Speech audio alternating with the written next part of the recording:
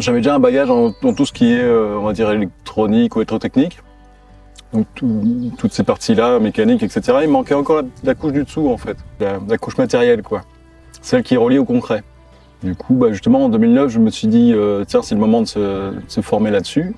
Du coup, j'ai passé mon CAP chez les Compagnons du Devoir à Muison, près de Reims, qui préparait au CAP de serrurier métallier et en même temps au CAP de ferronnier. Et partant de là, en fait, je me suis rendu compte pendant la formation que c'était vraiment quelque chose qui me plaisait, parce que souvent il y a des anciens dans ces formations-là qui sont en recyclage, comme ça, qui étaient venus me voir et qui m'a dit c'est bien la première fois que je vois quelqu'un qui sourit pendant qu'il travaille.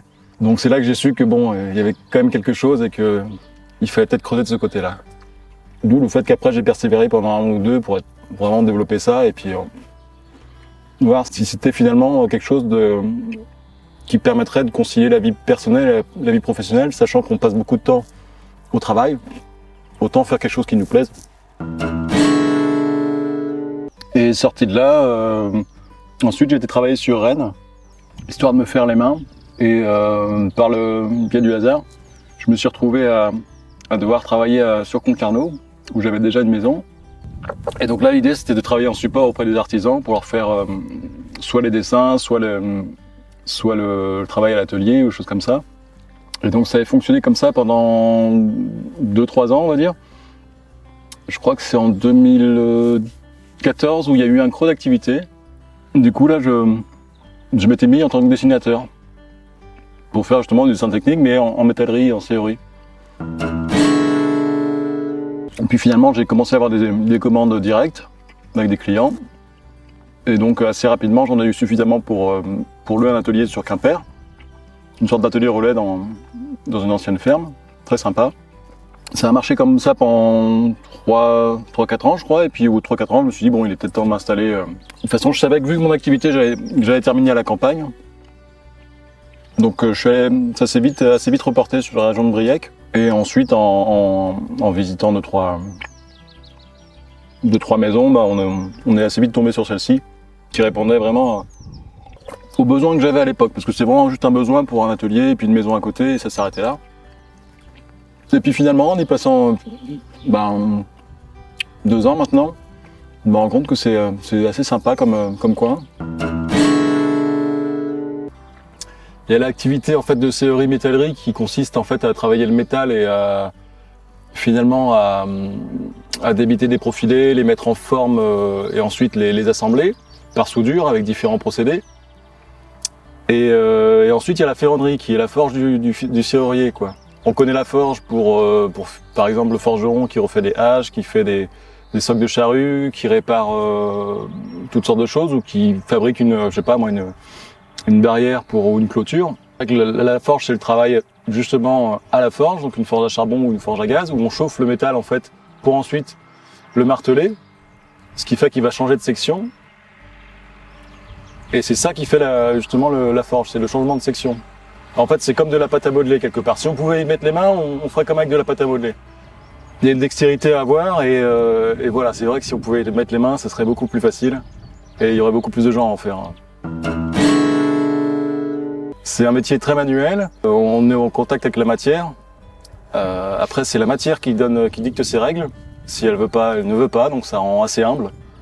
On peut essayer de forcer, mais ça marche pas. Les muscles humains sont pas assez puissants pour contredire le métal.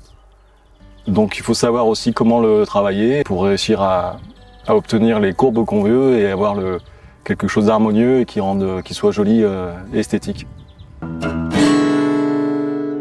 C'est beaucoup de rambardes, du garde-corps, des grilles de protection pour des puits par exemple, et des marquises et des verrières intérieures ou extérieures, donc de tout style en fait. Que ça soit les rambardes qui peuvent être soit des balcons, soit des garde-corps, ça va être du style assez moderne ou alors des styles qui peuvent aller du Louis XII jusqu'à Louis XVI. Et sinon les portails c'est pareil, c'est de tous les styles. On a vraiment des lignes beaucoup plus naturelles où vraiment on peut, finalement, on fabrique ce qu'on a dessiné, quoi. Alors que sinon, bon, quelque part, on est toujours obligé de passer par ordinateur, donc les lignes sont pas aussi naturelles et ça manque un peu plus d'âme. Donc ça fait des choses très design, qui ont de la gueule, mais il n'y a pas cet aspect de matière qui a été déformé et qui donne des lignes et on peut pas le toucher. Enfin, on peut le toucher, mais bon, finalement, il n'y a pas grand effet. La déformation de la matière, ça fait des belles courbes qui captent le soleil et qui embellissent la pièce. Alors, dans la matière première, on a les matériaux principaux qui sont l'aluminium, l'acier et l'inox, qui peuvent connaître des pénuries, surtout pour l'inox, parce qu'il y a davantage de métaux à entrer dans cet alliage-là. Après, pour ce qui est de l'acier et l'aluminium, finalement, c'est des métaux qui se recyclent assez bien, surtout l'aluminium. Et pour ce qui est de l'acier, c'est essentiellement du carbone et du fer. Donc le fer, on n'en manque pas, il y en a à peu près partout. Du carbone, c'est pareil. Donc de ce côté-là, on est plutôt tranquille. Pour ce qui est du bilan carbone, c'est pas toujours formidable, parce que les fonderies, c'est pas ce qu'il y a de plus écolo. Et ça reste du carbone fossile. L'avantage, c'est que ça se recycle très bien. Donc le fer se récupère, se refond et ainsi de suite. Après, le travail du métal, ça consomme beaucoup d'énergie, donc principalement de l'électricité. Du charbon aussi, donc là c'est de l'énergie fossile parce que c'est du charbon de mine, ou sinon du gaz. Donc d'un point de vue bilan carbone, c'est pas toujours formidable, mais après on essaie de faire son maximum pour consommer le moins possible, utiliser des produits éco-responsables. Les lubrifiants maintenant, on arrive assez facilement à trouver des lubrifiants éco-responsables. Pareil, sur tout ce qui est consommable, les abrasifs, il y a des efforts qui sont faits et petit à petit on arrive à avoir quelque chose qui est moins salissant et avec moins de déchets aussi. Je me dis que si on peut réussir à faire la même chose en polluant moins, pourquoi pas le faire, quoi. Alors je travaille seul principalement, ça me permet d'avoir une certaine liberté au niveau de mon agenda. Bien que les heures de travail, il faut quand même les fournir, donc au final on est quand même un peu esclave du travail. Mais bon, c'est vrai que s'il y a quelqu'un, la famille ou un ami qui passe, on peut s'arrêter de travailler pour l'écouter et prendre un peu de temps qu'on passera avec lui. Donc après, on travaillera peut-être un peu plus le week-end qui va venir, mais pour rattraper, mais on a cette liberté de pouvoir faire glisser les heures dans la journée, quoi. Je travaille du lundi au samedi et en général, de toute façon, quand on est à son compte, on est à peu près à 45-50 heures minimum semaine. Si on veut que ça marche, après il peut y avoir des coups de bourre, on monte à 60, mais bon, il faut pas en faire trop souvent parce qu'après, comme on est son principal outil de travail, il faut aussi savoir l'entretenir et le ménager. Donc, la contrainte, c'est l'espérance de vie qui est pas terrible, parce qu'on respire beaucoup de poussière. Les fumées aussi de soudage sont pas formidables. Donc il y a bien sûr des manières de s'en prémunir en ayant des protections comme des masques ou alors des scaphandres. Il y a les radiations aussi qui sont dues à la soudure, et puis en fait le travail artisanal en général, le travail dans le bâtiment fait qu'on vieillit mal. Donc il faut être prêt aussi à pas forcément compter sur ses vieux jours. C'est pour ça que je choisis un métier qui me plaît, parce que bon, quitte à mourir tôt, autant que pendant tout le temps où j'ai vécu, je me sois pas dit mais qu'est-ce que je fous dans ce boulot de merde. Parce qu'en fait, quand je suis venu m'installer à Ederne, j'avais un petit peu peur aussi de me retrouver dans la campagne, un petit peu isolé, et de me dire bon, quelle sauce j'ai de manger, parce que je sais pas trop où est-ce que je débarque. Dans l'ensemble, je trouvais que la ville ou la commune, en tout cas, le bourg, par rapport à, ne serait-ce que par rapport à Briec, a une meilleure tête, a l'air plus dynamique, plus vivant.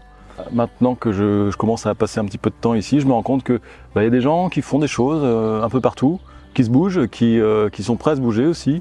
Qu'on a beau être dans une petite commune, et on a pas mal de ressources. La campagne édernoise est belle et c'est agréable d'y courir ou de se promener, d'y s'y promener. Il y a vraiment des coins très sympas et très variés en plus. Alors les jeunes qui ne savent pas quoi choisir ou qui se posent des questions, qui ont du mal à se projeter dans l'avenir, je leur conseillerais de voyager bien sûr, parce que les voyages forment la jeunesse et permettent aussi de savoir qui on est. Parce que quand on voyage, quand on voyage seul surtout, on se rend compte un petit peu de ce qu'on aime et de ce qu'on vaut.